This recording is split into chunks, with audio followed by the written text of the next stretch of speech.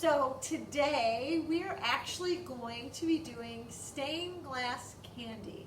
Now I know that sounds really strange, but candy, especially clearer candy like Jolly Ranchers or Suckers or Lifesavers, the colored ones, seem to have the same qualities as glass. The qualities that we're talking about has to do with it being translucent or transparent. Now translucent is when light can pass through it and color, and transparent is when it's basically clear and 100% of the light can pass through. So that's why those candies actually are very similar to glass, because they seem to have the quality where if you hold it up to light you can see through it. Now glass can do a couple of different things. The first thing we can do when we're dealing with glass is you can frame it out.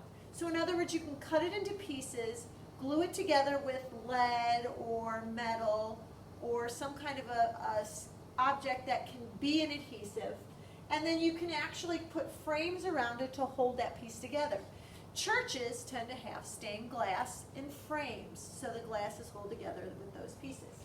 You can mold glass. In other words, while it's hot, it's very much like taffy, and you can pull and stretch it and move it around so that you can make shapes out of it, and then when it cools, it becomes that complete piece.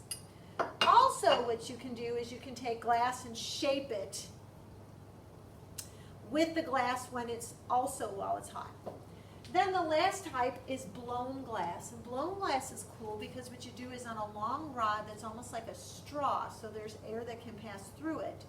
You literally put a ball of glass on the end, and then you blow into it very slowly, and it gets itself larger and then becomes almost like a balloon, so there's air trapped inside this piece of glass. So you have those different qualities. Now what we're going to focus on is we're going to focus on framed glass, which Ms. Fritsch is going to go through with you, and molded glass, which I'm going to work with you on.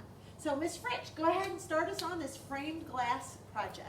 Okay, so with your frame, what you'll need is some aluminum foil, and you're going to want to draw a simple design on a piece of paper. Now what I have here is just a flower with a couple leaves and like a little center. So all these lines I need to create with the tin foil.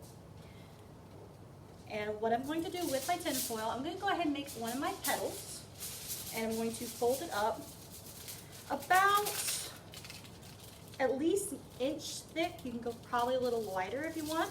That looks like about 1.5 inches. That looks pretty nice, doesn't it? Yeah. So what this is going to do is give us enough room for our candy to melt in, because you want your candy to be about a 1/2 inch thick, right? Yep. Well, you want to fill it to a 1/2 inch, and then when it melts down, it'll probably be more like a 1/4. If you look at these pieces, we filled our frame with a 1/2 inch, and it ended up being about a 1/4 inch when it melted down and became its glass property. Okay, so I have my little tin foil folded here, and now I'm basically just going to mold it into the shape that I want. I'm going to get my picture here, and I'm going to try to make it into that shape as best as I can. It looks like you're following your black lines of your drawing. That makes it a lot easier to do, doesn't it? Yes, it does. So with this, I know I need about like that much of space, and I can probably actually strip off this excess. Be careful when you're doing this, don't cut yourself.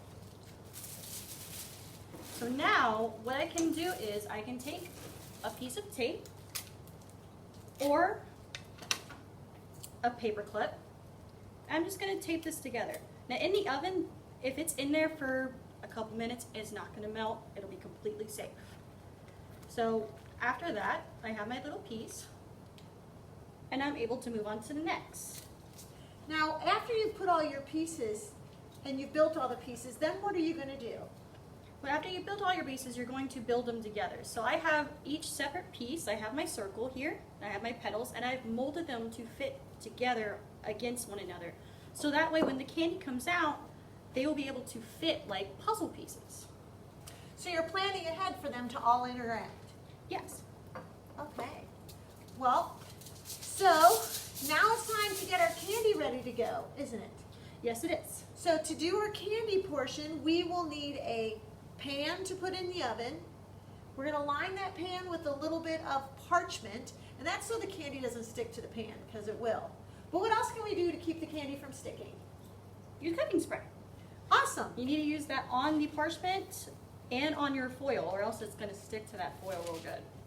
Well, I don't think you have to always put it on the parchment, guys. So you can put a little bit, because it could burn if you put too much. So we just want you to just Lightly be do very it. light. Yes. Okay, so she's going to spray hers, and while she sprays hers, I'm going to start getting the candy ready. Now, I'm going to take our candy. Now, if you chose to make your own candy, like Mrs. King suggested, you take that candy, and if you remember one of her steps, the very last step is to drop the candy and break it up into pieces. Now, if you want to do something a little bit simpler and with a little less heat, you can take like Jolly Ranchers, you can take Lifesavers, those clear kind of penny candies, and use those instead. Now what we've done is I have all the green Jolly Ranchers in here, and now I'm going to put them into a bag. So all these green Jolly Ranchers that I put in this cup, I'm going to put them in a bag, and then what I want to do is I want to break this up into little pieces. Now here's the trick. To do it, you just want to let the weight of the hammer, just let the weight of the hammer break that candy up. Don't slam the hammer down. You do not have to do that, and you don't want to break your bag. So, but you're just making it into these tiny pieces. Now, if you made your own candy with Miss King's recipe, you would be breaking that candy up too, just like that with the hammer. Once you've done that, you want to do that with all the colors you're going to use. So there's our green, there's our red, there's our pink, we've got purple, and we have blue for ours. So now it's time to do our frame. Now, before we start doing that, we were going to also do the molded. Now, for a molded piece, we are going to make a candy bowl. So if you're having like a little party, you can make these for each of your friends to put little things into. So to do that, we still have to do what Miss Fritz was talking about, make our frame. Same step she did, but for this, I'm going to use a circle because I'm going to make a little candy bowl. Now, how do I make sure it's a circle? I just take anything that's round and then just slide it on there and make sure I've got that same size. Okay?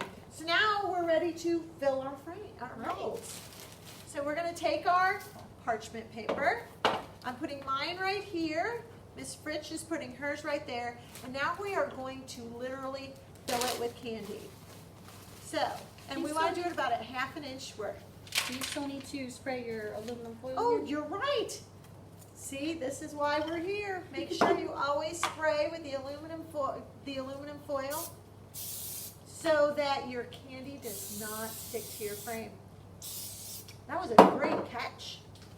So now it's time to fill it. So for mine, I'm just going to kind of do some decorative colors. But I know Miss Fritz is being specific because her leaves she's going to want green. So with mine, I'm just filling my colors in.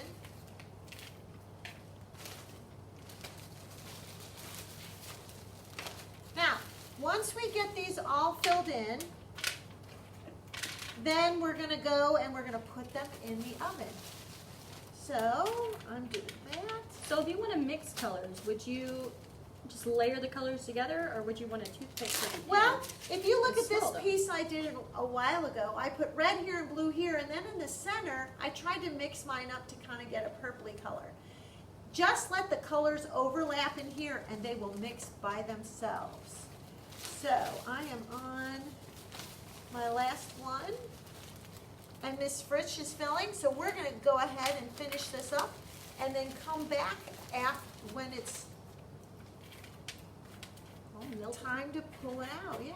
So basically what we're going to do is, I've got mine filled, she's about done filling it. We're going to go take it to an oven and put it at a 350-degree oven that's preheated, and we're only going to put it in there for 5 minutes. So 350-degree oven for 5 minutes.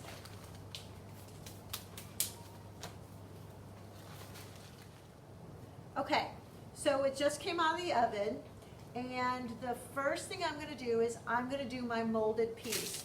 To do the molded piece, you wanna get something round that you can, that's upside down. A couple even do. And you wanna cover it with parchment. And what I'm gonna do is I'm gonna put a little bit of rubber band to hold it tight so that it makes it easier. Then I'm gonna take my ring of candy, which is right here, and I'm going to pull it off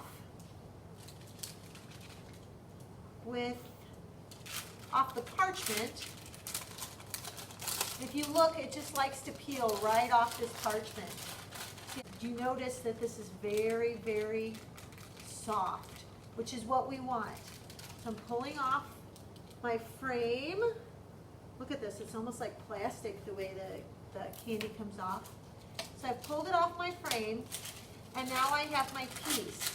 So now I am just taking my piece off the parchment. Now be careful, because this is going to be a little warm. And right off the parchment. Now once I get it all off the parchment, I'm going to make sure I've got back my shape. So here's my circular shape. I'm going to get back to my circular shape.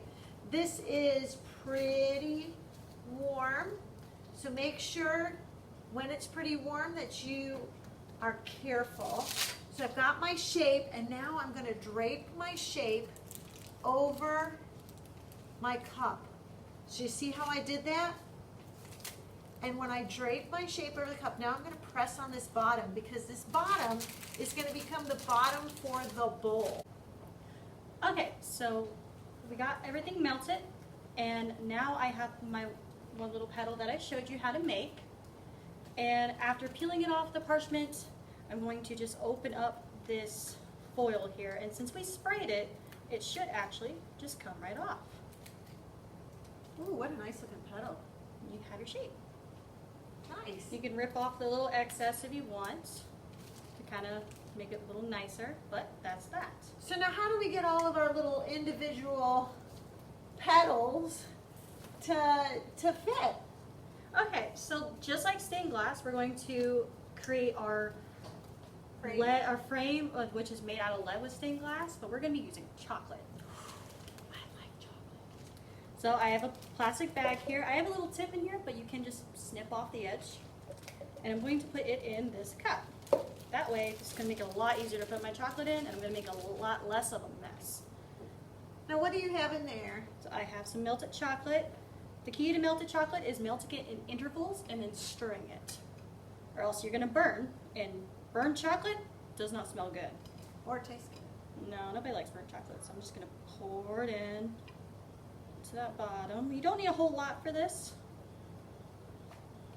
If you want to go start that, Yeah. I'll finish taking that out. All right. Okay.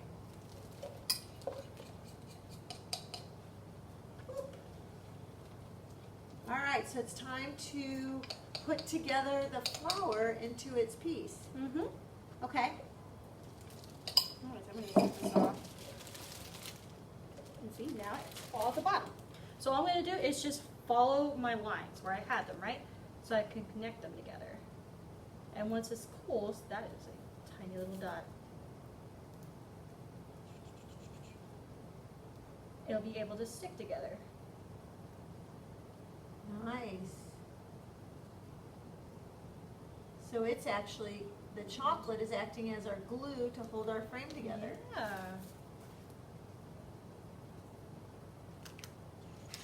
So you're going to continue to go over all your edges to glue your pieces together. And then when you're done, you will literally be able to pick it up, and the separate colors will be together. Okay, you And you'll want have to one big piece. wait till this chocolate dries. Yeah, don't do it too early. Now what I'm doing right now is, remember my bowl that I created? So now I am pulling it out, and I now have my candy bowl. And my candy bowl actually can hold candy, but it also can taste pretty good too.